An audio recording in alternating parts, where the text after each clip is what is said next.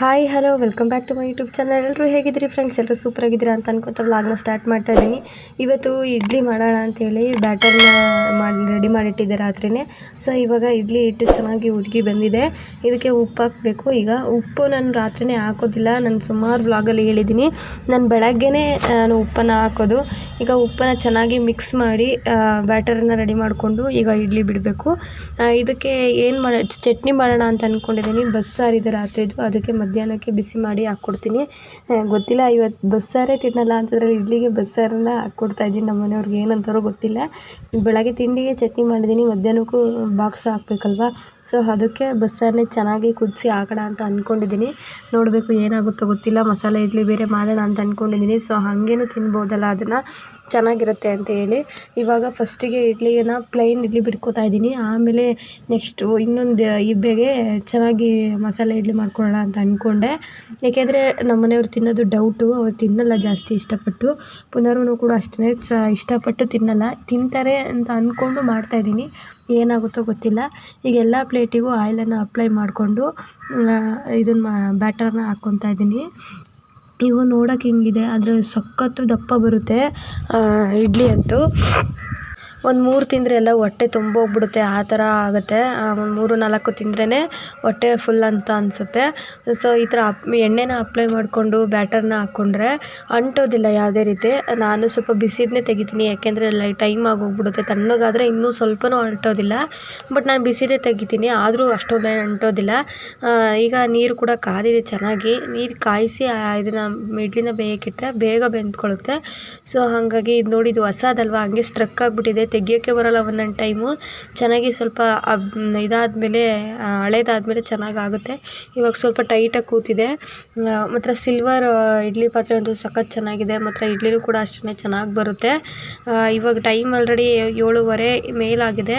ಇವತ್ತು ಎದ್ದಿದ್ದೆ ಲೇಟ್, ನಾನು 7 ಗಂಟೆ, ಪುನಿಗೆ 8 ಗಂಟೆ ಪಿಕಪ್ ಇರೋದ್ರಿಂದ 7:15 ಇದ್ರೂ ಅರ್ಧ ಗಂಟೆಗೆಲ್ಲ ಅಡುಗೆ ಮಾಡಿಬಿಡ್ತೀನಿ ನಾನು. ನನಗೆ 20ರಿಂದ ಅರ್ಧ ಗಂಟೆ ಸಾಕು. 20ರಿಂದ 30 ನಿಮಿಷದೊಳಗೆ ನಾನು ಎಲ್ಲದನ್ನು ಮಾಡ್ತೀನಿ. ಅಂದರೆ ಫಾಸ್ಟಾಗಿ ಒಂದೇ ಅಟ್ ಎ ಟೈಮು ಒಂದೇ ಇದರಲ್ಲಿ 2 ಕೆಲಸ 3 ಕೆಲಸ ಮಾಡ್ಕೋತಿರ್ತೀನಿ. ಸೊ ಹಾಗಾಗಿ ಬೇಗನೆ ಆಗೋಗ್ಬಿಡುತ್ತೆ. ಈಗ ಇದೊಂದು ಇಬ್ಬೆ ಎಲ್ಲ ಬೆಂದು ಇದನ್ನು ತೆಗೆದಿಟ್ಟೆ. ಈಗ ಮಸಾಲೆ ಇಡ್ಲಿಗೆ ಸಬ್ಬಕ್ಕಿ ಸೊಪ್ಪು ಮತ್ತು ಈರುಳ್ಳಿಯನ್ನು ಹಾಕ್ಕೊಂಡಿದ್ದೀನಿ. ಕ್ಯಾರೆಟ್ ತುರಿಯೋಕ್ಕೆ ಟೈಮ್ ಆಗೋಗ್ಬಿಡ್ತು. ಸೊ ಹಾಗಾಗಿ ಬರೀ ಸಬ್ಬಕ್ಕಿ ಸೊಪ್ಪು ಮತ್ತು ಈರುಳ್ಳಿ ಹಾಕ್ತಾಯಿದ್ದೀನಿ. ಎಷ್ಟು ಸಖತ್ತಾಗಿತ್ತು ಅಂದರೆ ಫ್ರೆಂಡ್ಸ್, ನಿಜವಾಗ್ಲೂ ನಂಬಲ್ಲ, ಅಷ್ಟು ಆಸಮಾಗಿತ್ತು. ಸಖತ್ ಚೆನ್ನಾಗಿತ್ತು. ತಿನ್ನಬೇಕು ಅಂತ ಅನ್ನಿಸ್ತಾಯಿತ್ತು. ಬರೀ ಇಡ್ಲಿನೇ ಹಾಗೆ ತಿಂದ್ಬಿಡ್ಬೋದಾಯಿತು, ಅಷ್ಟು ಚೆನ್ನಾಗಿತ್ತು.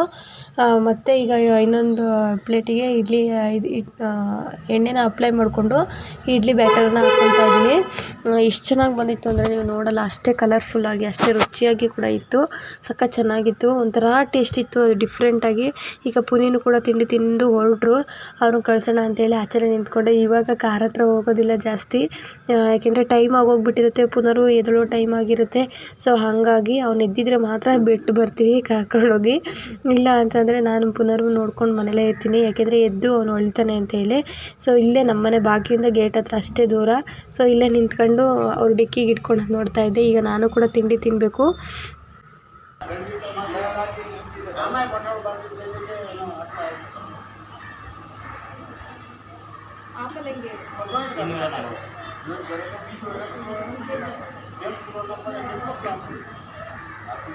ನಿಜವಾಗ್ಲೂ ತರಕಾರಿ ಹಣ್ಣನ್ನಂತೂ ನಿಜವಾಗ್ಲೂ ನೋಡೇ ತೊಗೋಬೇಕು. ನಿಜ ಎಷ್ಟು ಸಲ ಮೋಸ ಹೋಗ್ತೀನಿ ಅಂದರೆ, ನಾನು ನೋಡುವಾಗ ಚೆನ್ನಾಗೇ ಇರುತ್ತೆ, ಮನೆಗೆ ಬಂದು ಯೂಸ್ ಮಾಡ್ಬೇಕಾದ್ರೆ ಎಲ್ಲ ಕೊಳ್ತೋಗಿರುತ್ತೆ. ತರಕಾರಿನೂ ಅಷ್ಟೇ, ಫ್ರೆಶ್ಶಾಗಿ ಹುಳೇ ಮಿಂಚ್ತಾ ಇರುತ್ತೆ ತರಕಾರಿ. ಮನೆಗೆ ಬಂದು ನೋಡಿದ್ರೆ ಒಂದು ಡೇ ನೈಟ್ ಬಿಟ್ಟರೆ ಎದ್ದೇಳೋ ಅಷ್ಟರೊಳಗೆ ಎಲ್ಲ ಕೊಳ್ತೋಗಿರುತ್ತೆ. ನಿಜವಾಗ್ಲೂ ನನಗಂತೂ ಹೊಟ್ಟೆ ಉರಿದೋಗುತ್ತೆ. ಈಗಂತೂ ಸ್ವಲ್ಪನೇ ತೊಗೋತಾ ಇದ್ದೀನಿ. ಎಷ್ಟು ಬೇಕು ಎಷ್ಟು, 2 ದಿನಕ್ಕೆ ಆಗೋಷ್ಟು. ಕೆಲವೊಂದು ಸಲ 2 ದಿನಕ್ಕೆ ಆಗೋಷ್ಟು ತೊಗೊಂಡ್ರೂ ಕೂಡ ಕೊಳ್ತೋಗ್ಬಿಟ್ಟಿರುತ್ತೆ. ಒಂದಿನ ಕೂಡ ಇರೋದಿಲ್ಲ. ಎಲ್ಲ ಫ್ರಿಜ್ಜಲ್ಲಿ ಇಟ್ಟಿರ್ತಾರೆ, ತೊಗೊಬಂದು ಫ್ರೆಶ್ಶಾಗಿ ಮಾರ್ತಾಯಿರ್ತಾರೆ. ಆದರೆ ತೊಗೊಂಬಂದು ಮನೇಲಿ ಫ್ರಿಜ್ ಇಲ್ಲದೆ ಇರೋರು ಅಷ್ಟೇ ಕತೆ. ಕೊನೆಗೂ ಪುನರ್ವು ಇಡ್ಲಿ ತಿನ್ನಲಿಲ್ಲ. ಸೊ ಹಾಗಾಗಿ ಈಗ ಟಿ ವಿ ಆನ್ ಆಗಿದೆ. ಅದಕ್ಕೆ ನನಗೆ ಸ್ವಲ್ಪ ವ್ಲಾಗ್ ಮಾಡೋಕ್ಕೆ ಭಯ ಆಗುತ್ತೆ, ಎಲ್ಲಿ ಕಮ್ಯುನಿಟಿ ಗೈಡ್ಲೈನ್ಸ್ ಬರುತ್ತೋ ಅಂತ ಹೇಳಿ ಒಂದು ಕಡೆ ದೋಸೆ ಹಂಚಿಟ್ಕೊಂಡು ಇನ್ನೊಂದು ಕಡೆ ನೀರು ಕಾಯಕ್ಕಿಟ್ಟಿದ್ದೀನಿ. ಪುನರ್ವಿಗೆ ತಿಂಡಿ ತಿನ್ನಿಸಿ ಅತ್ಲಾಗಿ ಸ್ನಾನ ಮಾಡಿಸಿ ಮಲಗಿಸ್ಬಿಡೋಣ ಅಂತ ಹೇಳಿ. ಕೊನೆಗೂ ಅವನು ಮಸಾಲೆ ಇಡ್ಲಿನ ತಿನ್ನಲಿಲ್ಲ. ಇನ್ನೇನು ಮಾಡೋಕ್ಕಾಗುತ್ತೆ ಅಂತ ಹೇಳಿ ನಾನೇ ಇದನ್ನು ಮಾಡ್ತಾಯಿದ್ದೀನಿ, ದೋಸೆ ಮಾಡ್ತಾಯಿದ್ದೀನಿ. ಬ್ಯಾಟರ್ನ ಎತ್ತಿಟ್ಟಿದ್ದೆ ನಾನು. ನನಗೆ ಗೊತ್ತಾಗುತ್ತೆ ಇವನು ಹೆಂಗೆ ಏನು ಅಂತ ಹೇಳಿ. ಹೆಂಗಾರೋ ಆಗಿರಲಿ, ಮಕ್ಕಳಿರೋ ಮನೇಲಿ 2 3 ಆಪ್ಷನ್ ಇರಬೇಕು. ಸೊ ಇಡ್ಲಿ ಹಿಟ್ಟು ನೋಡಿ ಎಷ್ಟು ಎತ್ತಿಟ್ಟಿದೆ. ಸ್ವಲ್ಪ ಕಾಲು ಭಾಗ ಎತ್ತಿಟ್ಟಿದೆ, ಅದು ಫುಲ್ ತುಂಬೋಗ್ಬಿಟ್ಟಿದೆ. ಚೆನ್ನಾಗಿ ಉದ್ಗಿ ಬಂದಿದೆ. 11 ಗಂಟೆ ಆಗಿಬಿಟ್ಟಿದೆಯಲ್ಲ ಈ ಟೈಮ್ ಆಲ್ರೆಡಿ. ಸೊ ಒಳ್ಳೆ ನೊರೆ ಥರ ಬಂದಿದೆ. ಎಷ್ಟು ಚೆನ್ನಾಗಿ ಬಂದಿದೆ ಅಂದರೆ ಅದು ಬಿಡೋಕ್ಕೇ ಆಗ್ತಾ ಇರಲಿಲ್ಲ, ಅಷ್ಟು ನೊರೆ. ಇನ್ನೊಂದು ಸ್ವಲ್ಪ ನೀರು ಹಾಕ್ಕೋಬೇಕಿತ್ತು, ಅಷ್ಟು ಚೆನ್ನಾಗಿ ನೊರೆ ಥರ ಬಂದಿತ್ತು. ನೋಡ್ತಾ ಇರ್ಬೋದು ನೀವು. ಸೊ ಇವಾಗ ದೋಸೆ ಹಾಕ್ಕೊಂಡು ಸ್ವಲ್ಪ ಆಯಿಲ್ ಹಾಕ್ಕೊತಿದ್ದೀನಿ. ಮೇಲೊಂದು 2 ಹನಿ ಹಾಕ್ತೀನಿ ಅಷ್ಟೇ. ಅವನಿಗೆ ಜಾಸ್ತಿ ತುಪ್ಪದಲ್ಲೇ ತಿನ್ನಿಸೋದಲ್ವ. ಸೊ ಹಾಗಾಗಿ ಇವತ್ತು ಅವ್ನು ಪಲ್ಯದಲ್ಲಿ ತಿನ್ನಲ್ಲ ಜಾಸ್ತಿ. ದೋಸೆ ಚಪಾತಿ ಈ ಥರದ್ದೆಲ್ಲ ಪಲ್ಯದಲ್ಲಿ ತಿನ್ನೋದಲ್ಲ. ಇದು ತುಪ್ಪ ಅಥವಾ ಮಾವಿನ ಹಣ್ಣು, ಬಾಳೆಹಣ್ಣು ಈ ಥರದಲ್ಲಿ ತಿಂತಾನೆ. ಸೊ ಇವತ್ತು ಮಾವಿನ ಹಣ್ಣಿನ ರಸಾಯನ ದೋಸೆ ಕೊಡ್ತಾಯಿದ್ದೀನಿ. ಮೇಲ್ಗಡೆ ತುಪ್ಪನೂ ಕೂಡ ಹಾಕಿದ್ದೀನಿ. ಸೊ ಸಖತ್ ಇಷ್ಟಪಟ್ಟು ತಿಂತಾನೆ. ಆಮೇಲೆ ಮಲ್ಕೊಂಡು ಎದ್ಮೇಲೂ ಕೂಡ ಅವನಾಗೆ ಕೇಳ್ತಾನೆ, ಅವ ನನಗೆ ದೋಸೆ ಹಾಕ್ಕೊಡು ಅಂತ ಹೇಳಿ. ಅಂದರೆ ದೋಸೆ ಜೊತೆಗೆ ಬಾಳೆಹಣ್ಣು ಅಥವಾ ಈ ಥರದ್ದು ಏನಾದರೂ ಫ್ರೂಟ್ ಇರುತ್ತೆ ರಸಾಯನ ಅಂತ ಗೊತ್ತು ಅವನಿಗೆ. ಸೊ ಹಾಗಾಗಿ ತುಂಬಾ ಇಷ್ಟಪಟ್ಟು ತಿಂತಾನೆ. ಒಂದು ಕೈಲಿ ರಿಮೋಟ್ ಇಟ್ಕೊಂಡಿದ್ದಾರೆ ನೋಡಿ ಗೌಡ್ರು. ಇವಾಗ ಚೇಂಜ್ ಮಾಡೋದೆಲ್ಲ ಕಲ್ತ್ಬಿಟ್ಟಿದ್ದಾರೆ. ಸೊ ನಾನು ವೀಡಿಯೋ ಮಾಡೋದು ಹಂಗೆ ಬೇಡಮ್ಮ ಅಂತಿರ್ತಾನೆ. ಅವ್ರ ಅಪ್ಪನ ಥರ ಆಡ್ತಾ ಇರ್ತಾನೆ ಕೆಲವೊಂದು ಟೈಮು. ವೀಡಿಯೋ ಮಾಡಿಬಿಡಮ್ಮ ಅಂತೆಲ್ಲ ಕಣ್ಣು ಮುಚ್ಕೋತಾ ಇದ್ದ. ಈಗ ಒಂದು ಫೇಸ್ ಪ್ಯಾಕ್ ರೆಡಿ ಮಾಡ್ಕೊಳ್ಳೋಣ ಅಂತೇಳಿ ಬಂದಿದ್ದೀನಿ. 1 ಸ್ಪೂನಷ್ಟು ಕಾಫಿ ಪುಡಿ ತೊಗೊಂಡಿದ್ದೀನಿ, 1.5 ಸ್ಪೂನಷ್ಟು ಸಕ್ಕರೆ ತೊಗೊಂಡಿದ್ದೀನಿ. ಈಗ 1-2 ಸ್ಪೂನಷ್ಟು ಮೊಸರು ತೊಗೊಂಡಿದ್ದೀನಿ. ಮೊಸರೇನು ಜಾಸ್ತಿ ಹಾಕ್ಕೊಂಡ್ರೂ ನಡೆಯುತ್ತೆ. ಅದು ಒಂಥರ ಮಾಯ್ಶ್ಚರೈಸರ್ ಕೊಡುತ್ತೆ ಅಂತಲೇ ಹೇಳ್ಬೋದು. ಚೆನ್ನಾಗಿ ಇದು ಬ್ಲೆಂಡ್ ಆಗಬೇಕು. ಚೆನ್ನಾಗಿ ಬ್ಲೆಂಡ್ ಮಾಡ್ಕೊಳ್ಳಿ. ಈ 3 ಇಂಗ್ರೀಡಿಯೆಂಟ್ಸಿಂದ ಸ್ಕಿನ್ ವೈಟ್ನಿಂಗ್ ಇಮಿಡಿಯೇಟಾಗಿ ಇನ್ಸ್ಟೆಂಟ್ ಸ್ಕಿನ್ ವೈಟ್ನಿಂಗ್ ಮಾಡ್ಕೋಬೋದು. ತುಂಬಾ ವೈಟ್ನಿಂಗ್ ಕೊಡುತ್ತೆ. ಸೊ ಈಗ ಫೇಸ್ ಪ್ಯಾಕ್ ಕೂಡ ರೆಡಿಯಾಗಿದೆ. ಈಗ ಅಪ್ಲೈ ಮಾಡಬೇಕು. ನೋಡ್ತಾ ಇರ್ಬೋದು ನೀವು, ಬರೀ 3 ಇಂಗ್ರೀಡಿಯೆಂಟ್ಸ್ ಅಷ್ಟೇ. ಚೆನ್ನಾಗಿರುತ್ತೆ, ಒಂದು ಸಲ ಅಪ್ಲೈ ಮಾಡಿ ನೋಡಿ. ನಾನು ಹೇಳೋದು ಏನಂತಂದರೆ, ಯಾವುದೇ ಫೇಸ್ ಪ್ಯಾಕ್ ಆಗಲಿ, ಫೇಸು ವಾಶ್ ಆಗಲಿ, ಏನೇ ಆಗಲಿ ಯೂಸ್ ಮಾಡೋಕ್ಕೂ ಮುಂಚೆ ಫಸ್ಟು ಫೇಸಿಗೆ ಅಪ್ಲೈ ಮಾಡಬೇಡಿ. ಫಸ್ಟು ಕೈಗೆ ಎಲ್ಲ ಅಪ್ಲೈ ಮಾಡಿ ನೋಡಿ, ನಿಮ್ಮ ಸ್ಕಿನ್ಗೆ ಆಗುತ್ತಾ ಇದು ಅಂತ ಗೊತ್ತಾಗುತ್ತೆ. ಡೈರೆಕ್ಟ್ ಸ್ಕಿನ್ನಿಗೆ ಹಾಕಿದ್ರೆ ಸ್ವಲ್ಪ ಏನಾದರೂ ಎಫೆಕ್ಟ್ ಹೊಡೆಯೋಕ್ಕೆ ಚಾನ್ಸಸ್ ಇದೆ. ಸೊ ನನಗೇನು ಆಗೋದಿಲ್ಲ, ಅಂದರೆ ನನಗೆ ಒಂಥರ ಚರ್ಮ ನಂದು ಎಲ್ಲದಕ್ಕೂ ಹೊಂದುತ್ತೆ. ನಾನು ಕೆಲವೊಂದು ಟೈಮ್ ಇದೇ ಬ್ರ್ಯಾಂಡು ಅದೇ ಬ್ರ್ಯಾಂಡ್ ಅಂತ ಕ್ರೀಮ್ಗಳನ್ನ ಹಚ್ಕೋತಿರ್ಲಿಲ್ಲ. ಈಗ ಬೆಂಗಳೂರಿಗೆ ಬಂದಮೇಲೆ ಫೇರ್ ಅವರ್ ಹಚ್ಕೋತಿರೋದಷ್ಟೇ. 20 ನಿಮಿಷ ಆಗಿದೆ ಫ್ರೆಂಡ್ಸ್. ರಿಸಲ್ಟ್ ತೋರಿಸ್ತೀನಿ.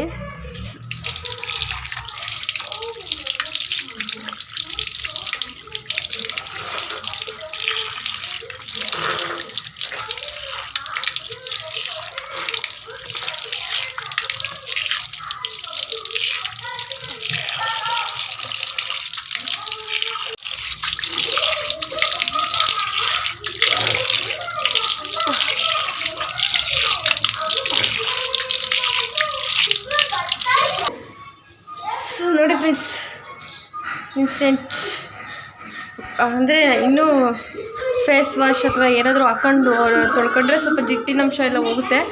ಬಟ್ ಸೂಪರ್ ರಿಸಲ್ಟ್ ಕೊಡುತ್ತೆ. ಬಟ್ ಯಾರಾದರೂ ಏನೇ ಫೇಸ್ ಪ್ಯಾಕ್ ಯೂಸ್ ಮಾಡೋದಕ್ಕೂ ಅಥವಾ ಎಕ್ಸ್ಪೆರಿಮೆಂಟ್ ಮಾಡೋದಕ್ಕೂ ಮುಖಕ್ಕೆ ಎಕ್ಸ್ಪೆರಿಮೆಂಟ್ ಮಾಡಿಬಿಡಿ ಜಾಸ್ತಿ. ಕೈಗೆ ಫಸ್ಟ್ ಅಪ್ಲೈ ಮಾಡಿ ನೋಡಿ ನಿಮ್ಮ ಸ್ಕಿನ್ಗೆ ಆಗುತ್ತಾ ಅಂತ.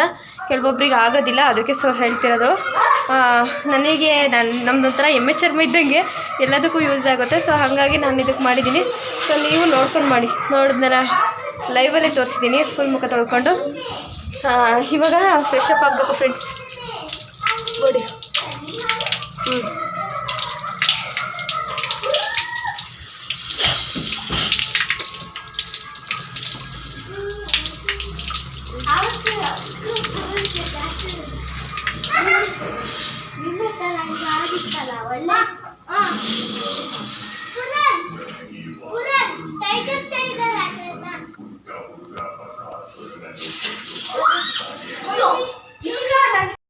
ಸೊ ನನ್ನ ಕೂದಲಿಗೆ ಯಾಕೆ ಈ ಥರ ಸ್ಥಿತಿ ಬಂತು ಅಂತ ದೇವರಾಣೆ ನನಗೆ ಗೊತ್ತಾಗ್ತಾ ಇಲ್ಲ. ಫುಲ್ಲು ಈಗ ಊರಿಗೆ ಏಕಾದಶಿ ಹಬ್ಬಕ್ಕೆ ಹೋದಾಗ ಅರ್ಬಲ್ ಏರ ಎಲ್ಲ ಮನೇಲೇ ಮಾಡ್ಕೋಬೇಕು. 2 ಮಂತ್ಸ್ ಯೂಟ್ಯೂಬ್ನ ಸ್ಟಾಪ್ ಮಾಡಿದ್ನಲ್ಲ, ಆವಾಗ ನಾನು ಕೂಡ ಅರ್ಬಲ್ ಏರ್ ಆಯಿಲ್ನ ಸ್ಟಾಪ್ ಮಾಡಿಬಿಟ್ಟಿದ್ದೆ. ಸೊ ಇವಾಗ ಊರಿಂದ ಎಲ್ಲ ತೊಗೊಬಂದು ನೀಟಾಗಿ ಕಾಯಿಸಿ ಹಚ್ಕೋಬೇಕು. ಇನ್ಮೇಲೆ ಅದು ಹಚ್ಕೊಂಡ್ರೆ ಉದುರಲ್ಲ. ಸೊ ನನಗೆ ಅದು ಟೈಮ್ ಆಗ್ತಾ ಇಲ್ಲ. ಈ ಸಲ ಮಿಸ್ ಮಾಡದೆ ಮಾಡ್ತೀನಿ. ಊರಿಗೆ ಹೋದಾಗ ಎಲ್ಲದನ್ನು ತೊಗೊಂಬರ್ತೀನಿ. ತೊಗೊಂಬಂದು ನೀಟಾಗಿ ಸ್ಲಿಮ್ಮಲ್ಲಿ ಕಾಯಿಸಿ ಹಚ್ಕೋತೀನಿ. ನೋಡಬೇಕು.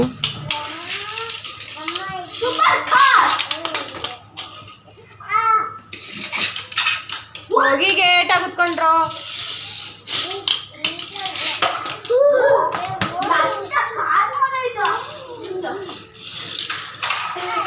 ಬಾಕಂದ ನೀನು ಈ ಕಡೆ ಬಾರವ ಚಿನ್ನಮ್ಮ. ಅವ್ರು ಸರಿ ಬಾರವ ಈ ಕಡೆ ಬಾರವ ನೀನು. ನೋಡ್ತಿರ್ಬೋದು ನೀವು, ಸಿಕ್ ಬಿಡಿಸಿ ಆದಮೇಲೆ ಇಷ್ಟು ಬರುತ್ತೆ. ಸಿಕ್ ಬಿಡಿಸಿದ್ರೆ ಅಂತೂ ಇನ್ನೂ ಅಪ್ಪ ನೋಡ್ಬೇಕು, ಒಂದು ಬಾಟ್ಲು ತುಂಬ ಹೋಗ್ಬಿಟ್ಟಿದೆ.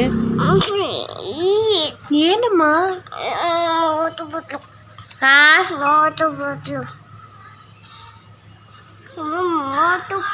ಅಂತ ಕೇಳ್ತಲ್ವಾ? ಕಿವಿ ಕಿವಿಡಾಗ್ಬಿಟ್ಟೈತೆ ನೋಡು. ಹಾಂ, ಹುಳ ಇಲ್ಲ, ಆದರೂ ಕಿವಿ ಕೇಳಿಸ್ತಾ ಇಲ್ಲ. ಯಾಕಪ್ಪ ಗಾಯ ಆಗೈತೆ ನೋಡು ಕಿವಿಲಿ. ಯಾಕ ಕಿವಿನೇ ಕೇಳಿಸ್ತಿಲ್ಲ ನೋಡಪ್ಪ. ಕಿವಿ ಯಾಕೋ ನೋವಾಯ್ತು ನೋಡು, ಗಾಯ ಐತೆನ. ನೋಡಕ್ಕೆ ಆಗ್ತಿಲ್ವಾ?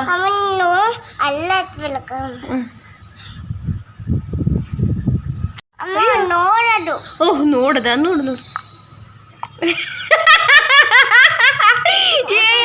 ಯಾವ ಡಾಕ್ಟ್ರು ನೋಡ್ತಾರವ ಈ ತರ?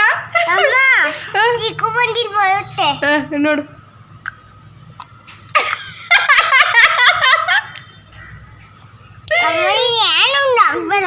ಸರಿ ನೋಡು. ಕಾಣ್ತಾ ಇಲ್ಲ. ನೀಟಾಗಿ ನೋಡಿ ಡಾಕ್ಟ್ರೆ. ಕಾಣ್ತಾ ಇಲ್ಲ. ನೀಟಾಗಿ ನೋಡಿ. ಕಾಣ್ತಾ ಇಲ್ಲ. ಇನ್ನೊಂದ್ಸಲಿ ದುರ್ಬೀನ್ ಹಾಕೊಂಡು ನೋಡಿ.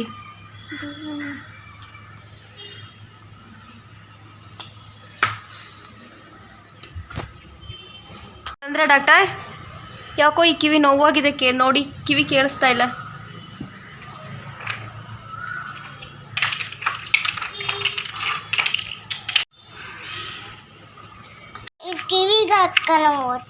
ಕಿವಿಗೆ ಹಾಕೋಣ ಔಷಧಿನ. ಇದು ಬೆಳಗ್ಗೆ ತಂದೆದು ಮೂರ್ತಿ ಮಂಗನಾಥಗೆ ಇದು ಬೆಳ್ಕರಿಯವತ್ತಿಗೆ. ಇದು ಬೆಳ್ಕರಿಯವತ್ತಿಗೆ ಎಷ್ಟು ಸತಿ ನುಂಗ್ಬೇಕು?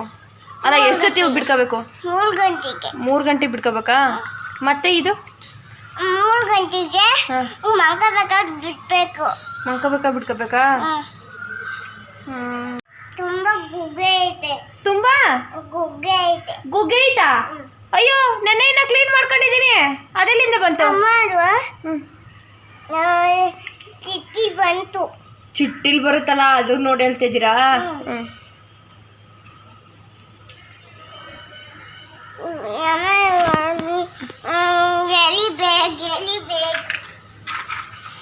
ತುಂಬಾ ಗುಗ್ಗೆ. ಟ್ರೀಟ್ಮೆಂಟ್ ಕೊಡ್ತೀರಾ? ನೀನು ಯಾವಾಗ ಏನು ತಿಂದಿದ್ದೆ? ನಾನು ಸ್ವಲ್ಪ ಪಪ್ಪಾಯ ಹಣ್ಣು ತಿಂದಿದ್ದೆ, ಸ್ವಲ್ಪ ಬನಾನಾ ತಿಂದಿದ್ದೆ, ಸ್ವಲ್ಪ ಮ್ಯಾಂಗೋ ತಿಂದಿದ್ದೆ, ಸ್ವಲ್ಪ ಊಟ ಮಾಡಿದ್ದೆ. ಅದಕ್ಕೆ ಹಿಂಗಾಗೈತಾ? ಟ್ರೀಟ್ಮೆಂಟ್ ಕೊಡ್ತೀರಾ? ಏನದು? ಅದು ಯಾವಾಗಲೂ ಹುಷಾರಾಗೆ ಇರಬೇಕು ಅಂತ. ಹುಷಾರಾಗೆ ಇರಬೇಕಾ ನಾವು? ಸರಿ. ಈಗ ಹುಷಾರಾಗುತ್ತಾ ಇದೆಲ್ಲ ಬಿಡ್ಕೊಂಡ್ರೆ ಕಿವಿಗೆ?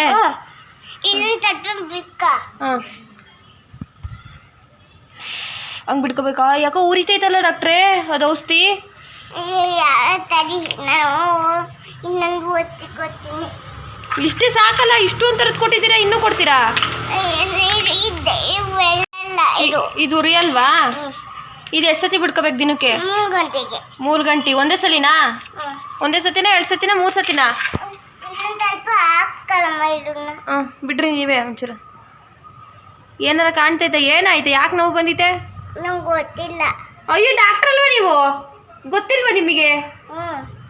ಮತ್ತೆ ಏನಕ್ಕೆ ಬರ್ಬೇಕಾಯ್ತು ನಾನು ಹಾಸ್ಪಿಟ್ಲಿಗೆ?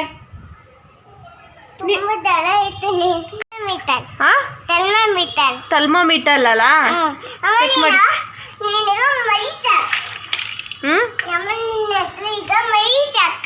ಎಂತದ? ಮರಿ ಚಾಕ್. ಪಾಪ ಫೋನ್ ಮಾಡಿ ಏನು ಏನಂತ? ನಾನಿವತ್ತು ಮರಿ ಚಾಕ್ ಅಂತ. ಓಕೆ. ಅಮ್ಮನೀಗ ಇಲ್ಲಿ ಕುತ್ಕ ಅದ್ಲೇ ಎಲ್ಲ ನಾನು ತಿಂತೀನಿ ಡಾಕ್ಟರ್ ಚಿಕ್ಕಿ ಪಪ್ಪು ಚಿನ್ನು ಪಪ್ಪು ಡಾಕ್ಟರ್ ಪಪ್ಪು ಇನ್ಫೋಬೆಲ್ ನೋಡಿ ಪ್ರಭಾವ ಇದೆಲ್ಲ ಇಂಥದ್ದಾದರೆ ಇಷ್ಟಪಟ್ಟು ಹೋಗುತ್ತಲ್ಲ. ಏನು ತಿಂತಿರೋದು ಟೆಲ್ ಮಿ ವಾಟ್ ಏನು ತಿಂತಿರೋದು ಬೇಗ ಏನು ಕೇಕ್ ಅಲ್ವಾ ಹಾಂ ಕೇಕ್ ಅಲ್ವಾ ಹಾಂ ಕೇಕ್ ಎಂಥ ಕೇಕ್ ಅದು? Chocolate cake. ಯಾರು ತಂದುಕೊಟ್ಟಿದ್ದು? ನೋಡಿ ಫ್ರೆಂಡ್ಸ್, ಊಟ ತಿನ್ನೋದು ಬಿಟ್ಟು ನಮ್ಮ ಮಗು ಕೇಕ್ ತಿಂತಿದೆ. ಊಟ ತಿಂದ ಆಲ್ರೆಡಿ ಆಗ್ಲೇ ಅಲ್ವಾ ಕಂಡ? ಏನೇನು ತಿಂದೆ ಇವತ್ತು ಊಟ? ಹಾಂ, ಏನು ತಿಂದೆ ಊಟ ಇವತ್ತು? ಹಾಂ, ದೋಸೆ ಜೊತೆ ಏನು ತಿಂದೆ? ತುಂಬ ಕೆಲ್ದಾಯ್ತು, ಮನೆಗೆ ಬರೋಕ್ಕೆ ಆಗಿಲ್ಲ. ಹೌದಾ? ಮಳೆ ಬೆಳೆ ಬರ್ತಿತ್ತು. ಹೌದಾ? ಏನೇನೋ ಮಾತಾಡುತ್ತೆ ನಮ್ಮ ಕೂಸು. ಸೊ ತಂಬ್ಲೆ ನೋಡಿ ಶಾಕ್ ಆಗಿಬಿಡಿ. ಪುನರ್ವನೇ ಡಾಕ್ಟ್ರು ಸುಮ್ಮನೆ ಕಿವಿ ನೋವು ಬಂದಿದೆ ಅಂತ ಹೇಳಿ ಆಟ ಆಡಿದ್ದು ಅಷ್ಟೇ. ನನ್ನ ಕಿವಿಗೆ ಏನೂ ಆಗಿಲ್ಲ, ಚೆನ್ನಾಗಿ ತಮಾಷೆಗೆ ಆಟ ಆಡಿದ್ದು ಅಷ್ಟೇ. ಸೊ ಪಕ್ಕದ ಮನೆಯವರು ಹೂವು ಕೊಟ್ಟಿದ್ದಾರೆ ಫ್ರೆಂಡ್ಸ್, ಎಷ್ಟು ಚೆನ್ನಾಗಿದೆ ನೀವೇ ನೋಡಿ. ಇವತ್ತಿನ ಬ್ಲಾಗ್ ಇಷ್ಟೇ ಫ್ರೆಂಡ್ಸ್. ಯಾರಿಗೆಲ್ಲ ಇಷ್ಟ ಆಯಿತು ದಯವಿಟ್ಟು ಲೈಕ್ ಮಾಡಿ, ಶೇರ್ ಮಾಡಿ, ಸಬ್ಸ್ಕ್ರೈಬ್ ಆಗೋದನ್ನು ಮರಿಬೇಡಿ. ಯಾರೆಲ್ಲ ನನ್ನ ವೀಡಿಯೋಸ್ನ ಹೊಸ್ದಾಗಿ ನೋಡ್ತಾ ಇದ್ದೀರಾ ದಯವಿಟ್ಟು ಆಲ್ ಆಪ್ಷನ್ ಕ್ಲಿಕ್ ಮಾಡಿಕೊಂಡು ವೀಡಿಯೋಸ್ ನೋಡಿ ಅಂತ ಹೇಳ್ತಾ, ಹೀಗೆ ನಿಮ್ಮ ಸಪೋರ್ಟ್ ತುಂಬಾ ಮುಖ್ಯ ಅಂತ ಹೇಳ್ತಾ ಇವತ್ತಿನ ವ್ಲಾಗನ್ನು ಮುಗಿಸ್ತಾ ಇದ್ದೀನಿ. Thank you for watching.